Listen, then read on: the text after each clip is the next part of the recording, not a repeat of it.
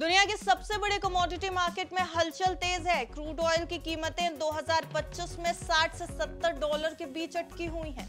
न तेजी का उत्साह, न गिरावट का डर, जैसे बाजार खुद भी समझ नहीं पा रहा है कि आखिर अगला कदम क्या होगा।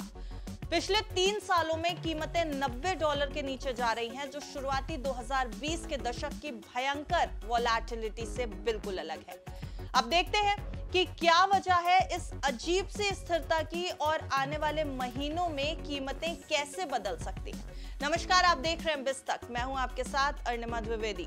NYMEX WTI क्रूड 61 डॉलर से 65 डॉलर के बीच ट्रेड कर रहा है, जबकि ब्रेंट क्रूड 65 डॉलर से 69 डॉलर के बीच है। भारत के MCX क्रूड फ्यूचर्स भी लगभग 5,400 रुपए प्रति बैरल पर स्थिर है।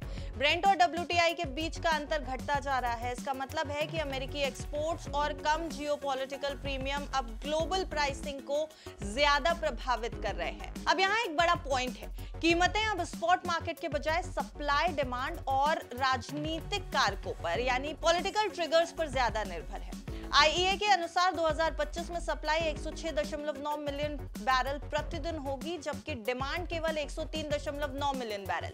यानी मार्केट में ओवर सप्लाई है, जिससे प्राइस पर दबाव बन रहा है। अमेरिका, ब्राजील और गयाना के बढ़ते प्रोडक्शन ने कीमतों को रेंज बाउंड रखा है। वहीं चीन और यूरोप की धीमी डिमांड भी कीमतों को 60 से 70 डॉलर के बीच सीमित कर रही है।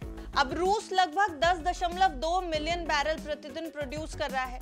यूक्रेन के ड्रोन हमले और पश्चिमी प्रतिबंधों ने रिफाइनिंग और एक्सपोर्ट को प्रभावित किया है। कीमतों पर असर सीधे दिखाई देता है।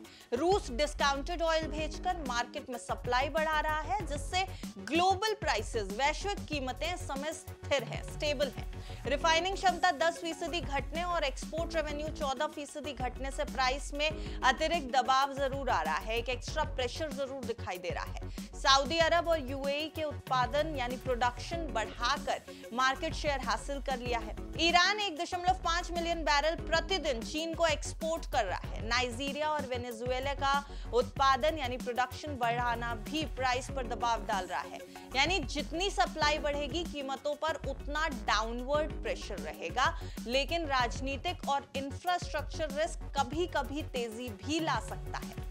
अमेरिका ने 13.53 मिलियन बैरल प्रतिदिन उत्पादन का रिकॉर्ड बनाया। एक्सपोर्ट 4.1 मिलियन बैरल प्रतिदिन है।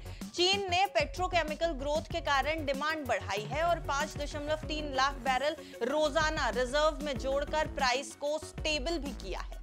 अब इससे ये तो साफ नजर आ रहा है कि स्ट्रैटेजिक स्टॉक पाइलिंग और बड़े खिलाड़ियों की डिमांड सीधे वैश्विक क्रूड प्राइस को, ग्लोबल क्रूड प्राइस को अब प्रभावित कर रही है। अब ये सब कुछ अगर देखेंगे तो साल 2025 में अमेरिकी टैरिफ बढ़ने से ग्लोबल ट्रेड भी प्रभावित होती नजर आएगी। भारत ने रूस से सस्ता क्रूड खरीदा और अमेरिका, ब्राजील और वेस्ट अफ्रीका से सप्लाई डाइवर्सिफाई की।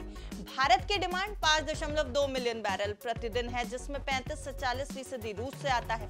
सस्ता रशियन क्रूड और रणनीतिक रिजर्व भारत की प्राइस स्टेबिलिटी में मदद कर रहे हैं। आगे कीमतें 60 से 70 डॉलर के बीच बनी रह सकती हैं। अगर ओवर सप्लाई बढ़ती रही तो 60 डॉलर से नीचे भी क्रूड की कीमतें जा सकती हैं।